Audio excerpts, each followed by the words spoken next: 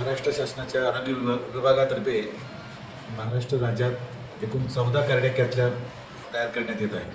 त्यापैकी धुळे जिल्हा रुग्णालयामध्ये जी कॅथलॅब आहे ती सर्वप्रथम महाराष्ट्रात आपली तयार झालेली आहे आणि त्या कॅथलॅबचं येत्या शनिवारी 13 सप्टेंबर रोजी माननीय आरोग्यमंत्री महोदय यांच्या हस्ते लोकार्पण होत आहे. कार्यक्रमासाठी माननीय पालकमंत्री महोदय यांची भेट घेतली होती मी काल, परंतु माननीय पालकमंत्री महोदय काही त्यांच्या महत्त्वाच्या कामानिमित्त बाहेरगावी आहेत, ते उपस्थित राहू शकणार नाहीत. परंतु कॅथलॅबचं उद्घाटन करून घ्या असे त्यांनी आम्हाला सूचना केलेली आहे.